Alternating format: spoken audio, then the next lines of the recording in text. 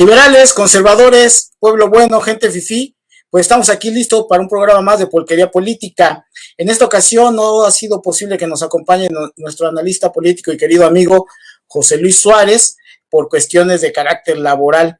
Y vamos a tener el día de hoy 4 temas que queremos conversar con ustedes, que nos parecieron lo más relevante de la semana anterior y que obviamente durante esta semana se van a estar llevando a cabo diferentes análisis, porque son temas que no tienen una durabilidad o una duración corta, sino que se irán poco a poco desahogando en la agenda de la política nacional. Los 4 temas, el primero va a ser el denominado regreso a clases, y en este caso es un regreso a clases incierto. El otro tema tendrá que ver con una pregunta: ¿el narco es de izquierda o de derecha? El tercer tema que vamos a tratar el día de hoy es Ricardo Anaya huye cobardemente.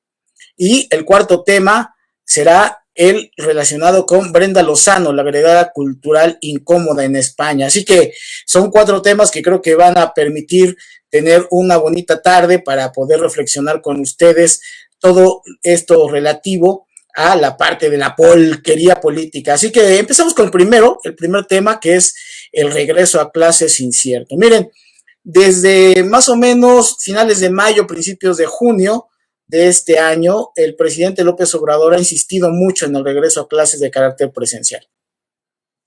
Obedece a muchos argumentos que se presentan, entre ellos la situación que desde su punto de vista, que hay mucho daño en materia en 2 grandes áreas: en materia psicoafectiva de los niños y en la parte académica. Son principalmente los argumentos que ha esgrimido el presidente para el regreso.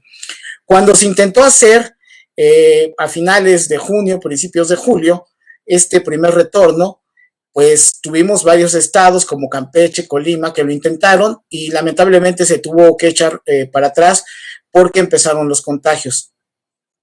Y posteriormente se hicieron otros intentos en el Distrito Federal, en el Estado de México y en varias otras entidades, y también fracasó, presentándose, por ejemplo, en algunas escuelas un limitado número de alumnos, ¿no? Estamos hablando a lo mejor de 3 o 4 por cada aula. Así que ese fue un regreso fallido, pero servía, dijo el gobierno federal, como la antesala para ver cómo iba a haber la respuesta de parte de la población respecto a este tema. Y bueno, durante estos 2 meses se supondría que la SEP se iba a poner a trabajar junto con todas las direcciones de los más de 200,000 escuelas, de escuelas primarias principalmente, y se supondría que iban a trabajar mucho para poder darle orden precisamente a esta reapertura en todos los sentidos. Sin embargo, estamos a una semana de poder llevar a cabo esto y no se le encuentra cuadratura al círculo. Y me voy a explicar. La semana anterior, el presidente López Obrador lo que hizo fue, en una mañanera, presentar ahí a la secretaria de Educación Pública, a Delfina Gómez, y se le hizo bolas el engrudo de entrada con un primer decálogo, donde en ese decálogo aparecía lo que iba a ser la firma de una carta compromiso de los padres de familia. Híjole, la verdad es de que fue muy lamentable lo que presentaron, lo que aconteció, porque ciertamente lo que este anuncio de ese decálogo que incluía esa carta compromiso, nos dijo posteriormente la Secretaría de Educación que sí había existido esta carta preliminar y que se había presentado para ponerla a consideración de los diferentes secretarios de educación del país, y que era un documento de trabajo. Bueno, pues ese documento de trabajo se había filtrado precisamente a los medios de comunicación, y uno de los medios de comunicación que lo publicó fue el Universal. Y en una de las mañaneras de los miércoles, donde se habla que quién es quién en las mentiras, dijeron que esto era falso, que este era un documento que no existía. Y obviamente los que mintieron fueron los del gobierno federal. Nos dimos cuenta posteriormente con las declaraciones de la maestra Delfina. Es decir, sí existió, sí era ese documento, pero era un documento de trabajo. Entonces, ni siquiera desde esa perspectiva tuvo la responsabilidad el gobierno federal, la persona que presenta las mentiras, de buscar realmente la certeza de la información. Bueno, pongo un primer elemento como es ese, y posteriormente de ese decálogo, el presidente buscó legitimar esta petición a la población de que regrese la gente, regresen los niños a la escuela. ¿Qué hizo el presidente López Obrador? También la semana anterior, lo que hizo fue la presentación de la UNICEF, de la subsecretaría de Gobernación, por conducto de su subsecretario, Alejandro Encinas, y la presidenta de Derechos Humanos del gobierno del Distrito Federal, presentaron diferentes argumentos estadísticos, teórico-conceptuales, para poder argumentar que era necesario el regreso de los niños a las escuelas. Empiezo con el asunto de la UNICEF. La UNICEF, el representante de México, es un guatemalteco que, más que ser una seriedad en la materia, se presentó como un discurso político, ¿no? En donde le daba el apoyo al gobierno federal para que se diera esto. Y nos presentó 3 cifras fundamentales. Dijo, hay 1,000 millones de niños y niñas en el mundo que ya regresaron a la escuela, 750 millones de niñas y niños que están por llegar nuevamente a las aulas después de todo el proceso de la pandemia, y 350 millones de niños y niñas que principalmente en Latinoamérica no han regresado. Y de esos, obviamente, 35 millones son los que pertenecen al país, es decir, un 10%. Y luego ya empezó a decir cuáles eran, por qué era necesario que regresaran los niños y las niñas a la escuela, y que le daba mucho gusto que estuviera impulsando esto el gobierno federal. Yo no quiero entrar a la polémica respecto a los argumentos de la parte psicoemocional, de la violencia intrafamiliar, de este tipo de cuestiones que seguramente en algún momento tendrán cierta verdad esos argumentos y en otras no, pero no quiero entrar en esa discusión en este momento. Pero cuando escucho uno a la gente de la UNICEF con esta verborrea, en donde nos dan estos datos, la pregunta que nunca se le hizo al representante de UNICEF en México fue, bueno, pero de esos 1,000 millones, ¿de qué países son y en qué condiciones regresaron? Que esta es la parte medular. La parte medular no es que nos digan, es que ya regresaron 1,000 millones, sí, pero ¿de dónde? ¿De qué países y de qué manera y cuáles fueron los protocolos para que regresaran los niños? Eso era la parte fundamental que la UNICEF debió de habernos dado. Luego, por otro lado, la presentación de Alejandro Encinas me pareció también un poco desasiada, o mucho desasiada, porque empezó a dar varios argumentos que ciertamente los índices, por ejemplo, de violencia intrafamiliar se han incrementado. Sí, la pregunta es si se han incrementado por el no regreso a clases. Ese es decir una media verdad, o decir, también como lo afirmó, que se han incrementado los suicidios en niños y jóvenes. Sí, ciertamente, pero eso no es ahorita, eso ha sido un histórico que ha venido en incremento, así como el incremento de la violencia intrafamiliar, que repercutió mayormente ahora con la estadía de 24/7 durante la pandemia. Ahora, la pregunta es, ¿esto fue motivo y originado precisamente porque los niños no han regresado a clases? ¿Y el regreso a clases disminuirá los suicidios y la violencia intrafamiliar? Son elementos importantes a considerar.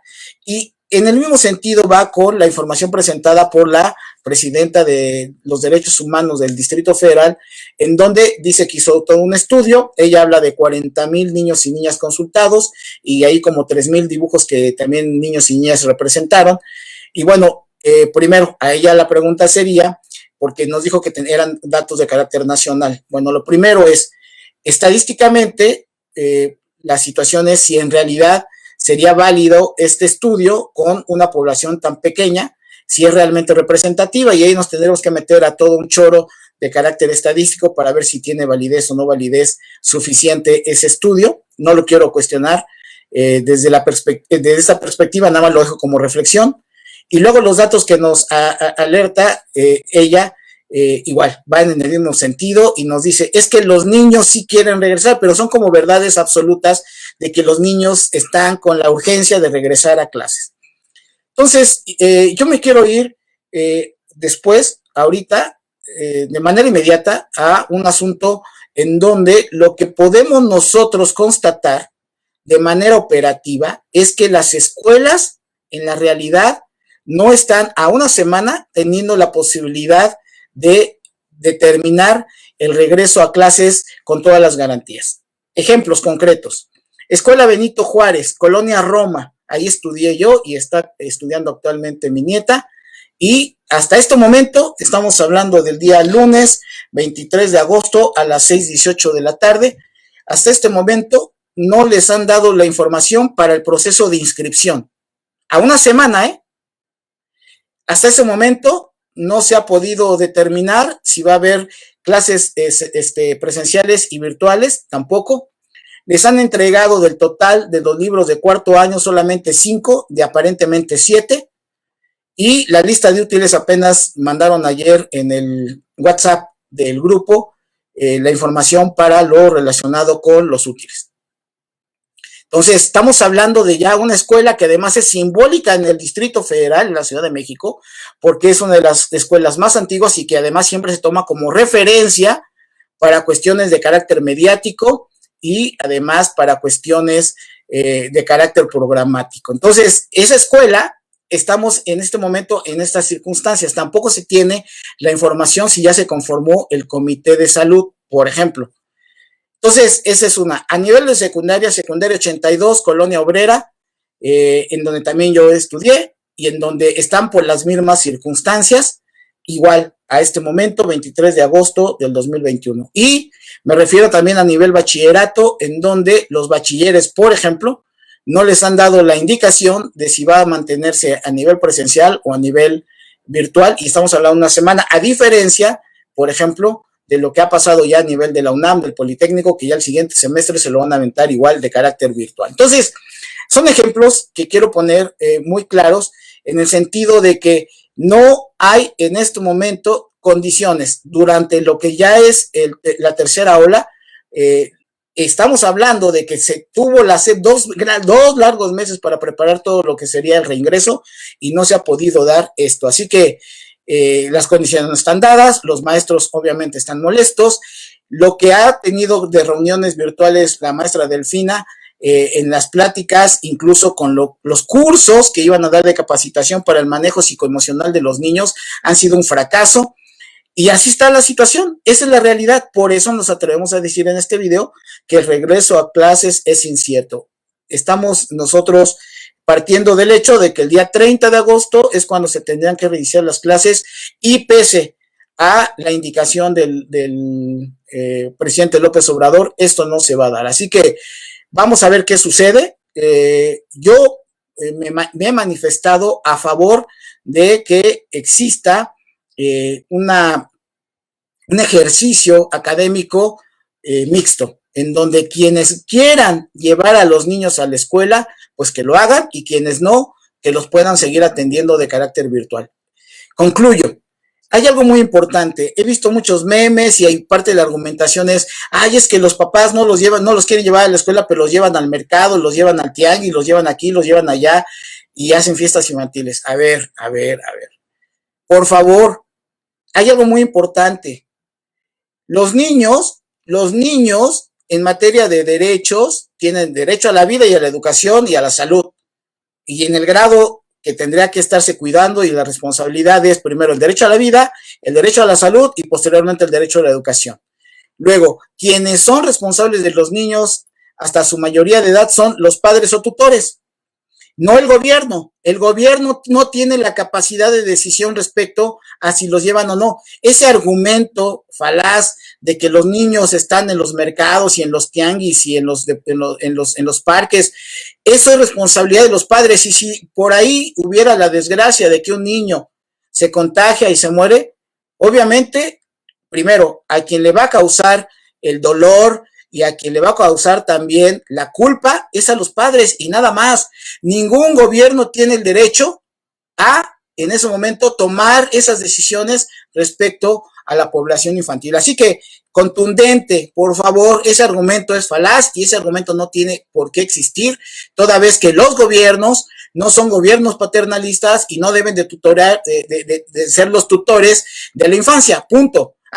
Obviamente, ¿en qué momento se convierten a través de las dependencias de manera como tutores, a través del DIF, por ejemplo? Pues es cuando ya se tiene una serie de elementos jurídicos, como pudiera ser, en este caso, señalamientos de violencia, en donde hay las demandas correspondientes y entonces actúa el gobierno. Pero mientras no ocurra eso, por favor, quitemos ese argumento. Así que en el tema del regreso a clases incierto, veremos la confianza que le tiene o no, en este caso, los padres de familia a lo que es la estrategia de salud. Y ahí estará la respuesta. No falta mucho, falta una semana y veremos cuántos se inscriben de manera presencial y cuántos de manera virtual, y datos duros serán para el próximo lunes o martes y veremos los salones medios llenos o medios vacíos, y ahí estará y ya no habrá discusión.